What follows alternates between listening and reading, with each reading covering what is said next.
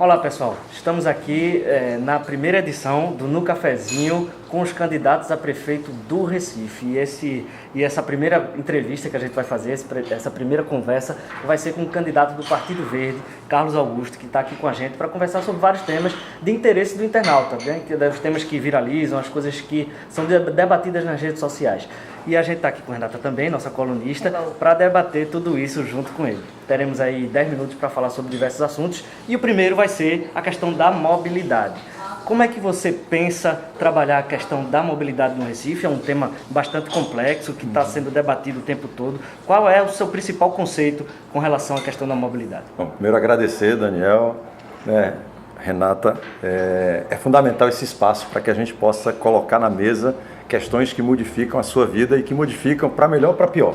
Mobilidade, historicamente, está piorando no Recife. Nós somos a terceira pior capital na mobilidade e quando você vai para os indicadores internacionais que definem o que é uma cidade atrativa, o tempo de deslocamento casa-trabalho ou casa-escola é fundamental. Então, o Partido Verde tem uma relação muito forte com a mobilidade e um dos caminhos é investir no transporte de massa. Primeiro, é tirar carro de rua. Como é que você tira carro de rua? Dando transporte de massa de qualidade. E aí é ônibus com ar-condicionado, com qualidade, com frequência e faixa exclusiva, que é barato, é só pintar o chão. Né? Então vamos investir fortemente, chamar o empresariado, sensibilizá-lo para que ele perceba que um transporte público de qualidade é melhor para todo mundo. Segundo, calçada. Que faltou investimento. Na campanha de 2012, o atual prefeito falava muito que ia investir nessa coisa do transporte coletivo. Hoje está pegando muito a coisa da insegurança, né? Isso. Muita gente reclamando. Você acha que faltou investimento nessa área? Faltou. O meu entendimento, e não é só meu, o entendimento das ruas, é que a prefeitura priorizou o transporte individual. No momento onde a gente precisa deixar o carro em casa, e a crise fez isso. A crise fez muita gente deixar o carro em casa. Mas não é a crise que tem que fazer você deixar o carro em casa. O que tem que fazer você deixar o carro em casa é andar nas calçadas, porque é saudável, né? As calçadas têm que estar melhor condicionadas, melhor trabalhadas. É você ter a possibilidade de pegar uma bicicleta e se deslocar de forma segura, né, pela cidade. Fez pouco. Não vou dizer que não fez não. Fez alguma coisa, mas fez pouco. Fortaleza fez muito mais. Fortaleza tem 3 vezes mais ciclovias e ciclofaixas do que a gente tem. E discutir com o setor de transporte público, porque esse é que leva muito mais gente. O Recife tem um assento, né? O Recife tem um assento no Grande Recife consórcio. Que é, só contextualizando, é um consórcio, a Prefeitura do Recife tem um assento, mas não é ela que gere a questão do transporte público, porque é intermunicipal. Mas o Recife tem um papel estratégico. Mas o Recife pode ter um papel mais, talvez, atuante? Isso, pode e deve. Vou dar um exemplo. O plano de mobilidade. A gente está sem receber recursos do governo federal, porque a gente não fechou o plano de mobilidade. 2014. Nós estamos em 2016. O que seria esse plano de mobilidade? O plano de mobilidade é um plano que faz com que você tenha a oportunidade de escolher o modal que você quer ir. E ele dá os caminhos. O foco hoje é o pedestre. Né? Você que vai sair de casa tem uma calçada decente para você caminhar, tem um ônibus de qualidade. Até para você mapear ciclovia, ciclofaixa. Isso. E outra, você tem que começar a ver, gente, a demografia. Onde é que estão, por exemplo, vamos lá, onde é que estão as pessoas mais idosas?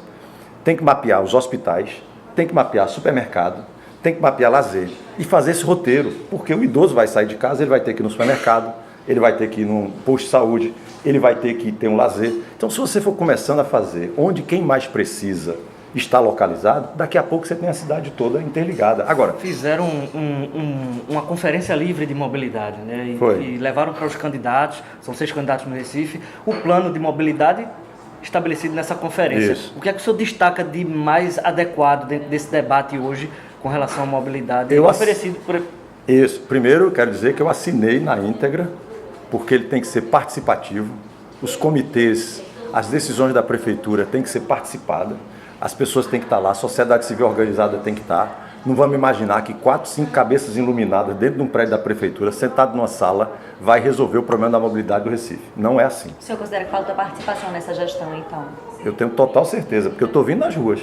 As pessoas estão dizendo que a prefeitura, o prefeito e os seus representantes não estão andando na cidade. Aproveitando esse gancho da participação, né? A gente está num período de mobilização dos taxistas em relação ao Uber e o prefeito gravou um vídeo com os taxistas, em defesa dos taxistas. Eles se referem a uma lei federal, né, que defende essa coisa da coisa exclusiva dos taxistas.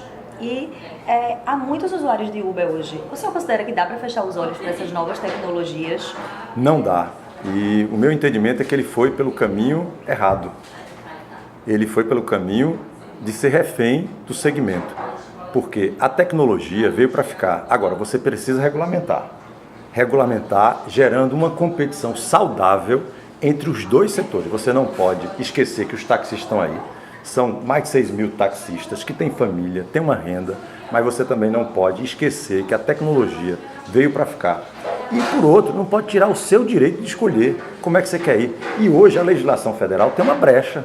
É tanto que tem motorista de Uber que está andando com a liminar dada por juízes, baseado na legislação federal, que permite que ele circule. Então, gente, a posição do prefeito foi errada, porque com essa posição ele só estimula a violência, como a gente está vendo aí. Outra questão que você falou aí mais cedo, no começo da conversa, é sobre a calçada.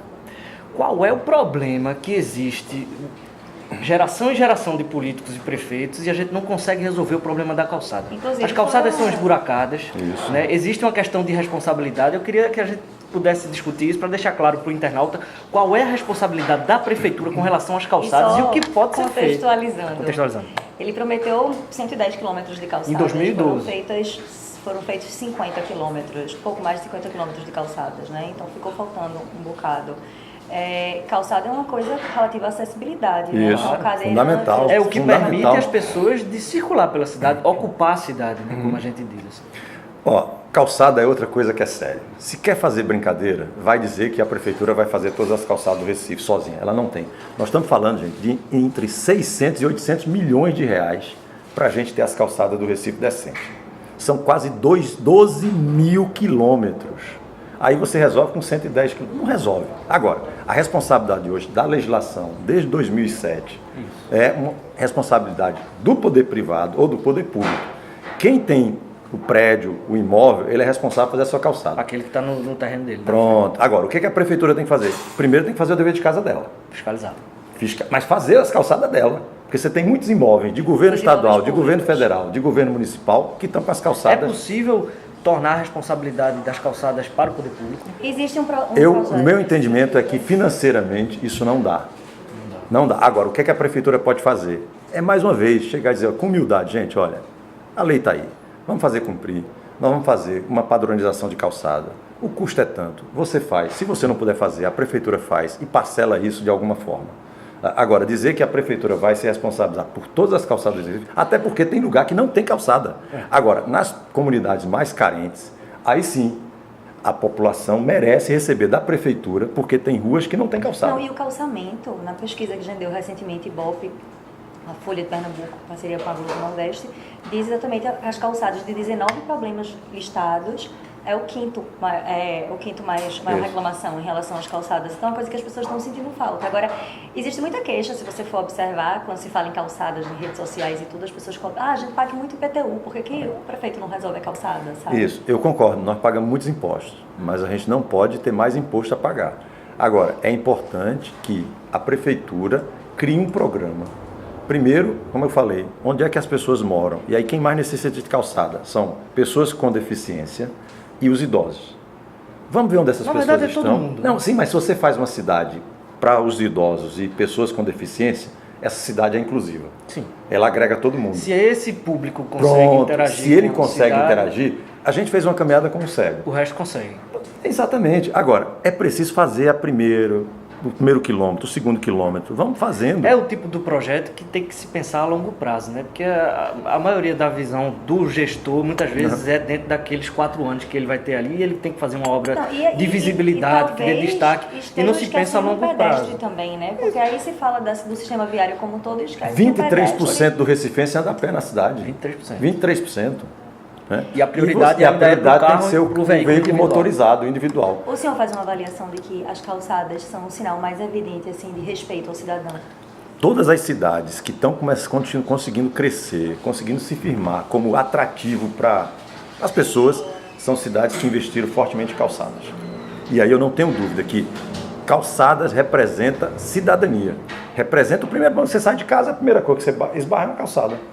E em Recife tem algumas ruas, aliás, muitas ruas que nem calçada tem. Você já dá direto no tráfego, na rua que o carro passa. Então você tem que conviver ali, colocando em risco a sua vida. A gente estava ontem andando pela cidade, um carrinho de bebê andando, convivendo com o carro ali do lado, porque não tinha calçada. Não é uma cidade convidativa para você ocupá-la, né? Não. Agora você tem que arborizar, porque para você andar, você tem que ter uma arborização boa para ser um clima mais ameno. A gente tem ali a Avenida Rio Branco, né, que está há 2 anos fechada. Para inglês ver, né? Aquilo ali, né? Projeto, e esse projeto até agora não saiu. Que passava, inclusive, pela ocupação dos prédios, né? De incentivar até pessoas de morarem no centro. De modais que não sejam carros, né, circulando, mas ali está uma rua fechada, sem nada de... Só com as atividades no domingo, algumas atividades recreativas aos domingos. Eu digo o seguinte, Recife tem feito muita coisa pontual. Bota aqui e faz ali uma coisinha ali, que nem beija-flor. Não tem um fio condutor que ligue tudo, como você colocou bem. O bairro do Recife é o nosso maior atrativo, do ponto de vista histórico, do patrimônio, do ponto de vista das pessoas. É o marco zero turístico. Então, aquilo ali, a prefeitura devia estar zelando, limpando. Sabe aquele, passando uma flanelinha para limpar todo Inclusive, dia. sinalização ali. Tudo, não tem sinalização. A violência. Ali no centro de artesanato. E a violência. E a gente encontra turistas muitas vezes pedindo informação, porque faltam placas. Agora, o que pode ser feito em relação a isso? Eu acho que ali a importante é a gente começar a cuidar melhor, gerando segurança, né? Fazendo com que aquele espaço ali seja de todos, né? Sinalizando bem, treinando as pessoas para receber o turista bem. Agora, tudo isso dá para fazer. O que a gente vê é que a prefeitura tem agido de forma paliativa. Vou dar só um exemplo. No Forte 5 Pontos roubaram a bicicleta de 2 turistas. O que a prefeitura fez? Foi lá e tirou o bicicletário. Arrancou o lugar de estacionar as bicicletas, em vez de dar segurança. Então, nós estamos usando de forma errada os instrumentos que a prefeitura tem. E aquela área ali é uma ilha. Vamos tornar aquilo ali um modelo, com carro compartilhado, bicicleta compartilhada. Eu acho que tem caminhos. Passar para outro tema agora. Vamos para a questão de emprego e renda, né? Já que a gente está num momento de crise e é outro problema que aparece nas pesquisas das pessoas reclamando. O senhor já propôs uma bolsa agente ambiental, não é isso? Como é que seria essa bolsa agente ambiental na prática? Como é que isso poderia ajudar a geração de emprego na cidade? Rapidinho, porque eu acho que falta pouco tempo. Falta pouco tempo. Primeiro, a cidade está mal cuidada. E, ao mesmo tempo, tem 25 mil jovens desempregados na cidade. Nós estamos perdendo nossos jovens para o tráfico e para as drogas. Então, a Bolsa Ambiental é uma bolsa que o aluno, tanto na escola, ele vai receber um valor para ajudar a cuidar melhor da nossa cidade, dos nossos rios, dos nossos canais, dos nossos parques. Na coleta seletiva, algumas cidades estão fazendo isso, está tendo muito retorno. Isso teria uma relação com... Então, já tem exemplos em outras cidades? Tem exemplo. Algumas cidades do Brasil e fora do Brasil estão investindo fortemente em trazer o jovem para ajudar na recuperação da cidade, dos espaços públicos degradados. Agora, não é só isso. A gente precisa criar o Banco do Povo Empreendedor. O que é o Banco do Povo Empreendedor? É aquele banco que vai gerar crédito a juro baixo para o micro e o pequeno empresário. E aí, outro exemplo, algumas cidades no Brasil têm feito isso. No governo do estado, gestões passadas fizeram, deu resultado e a gente precisa avançar. Tem outra coisa também, só para entrar na crise. Para isso, não é que sairia o recurso? Pronto, tem recurso. Vamos lá, pega o seguinte, 120 milhões é quanto a prefeitura gasta hoje com carro comissionado por ano. Vamos dar um corte na metade? Já tem 60 milhões. Com esses 60 milhões, eu consigo criar 15 mil bolsas de agente ambiental. 15 cargos mil. Comissionados são aqueles cargos indicados, né? Cargo que o prefeito indica do jeito que ele quer. Até para não fazer nada. Ficar lá sentado na cadeira. No caso, a proposta é reduzir também esses cargos comissionados. Lógico, tem que reduzir. Curitiba tem 400, Salvador tem 500. A gente tem quase 6 mil cargos comissionados de livre provimento da prefeitura. É muito cargo, gente. Vamos pegar isso aí, dar emprego, gerar essa bolsa que vai dar oportunidade para quase 15 mil jovens. É muito jovem. Você vai ter aí, pedindo que ele vá para a escola, quer dizer, vai ter que ir para a escola e fazer serviços que vão ajudar a cidade a ficar melhor. Para finalizar, considerações finais, o tempo é curto, a gente não dá para conversar sobre tudo, né? Não. Mas aí as suas considerações finais, obrigado pela sua eu queria agradecer esse ambiente gostoso e dizer o seguinte, a gente só tem 17 segundos do tempo de televisão, mas a gente está fazendo o nosso recado, nós estamos na rua, estamos conversando, vá nas redes sociais, conheça a gente se preparou para estar aqui. E o Recife merece ter um prefeito verde. Então, gente, rede social, Carlos Augusto, Partido Verde 43, eu não tenho dúvida que a partir de 2017 a gente vai ter um prefeito firmeza, rochedo, para gerir a cidade como você merece. Obrigado, um beijo no coração. É isso, pessoal. Obrigado aí pela participação de todos e até o próximo No Cafezinho.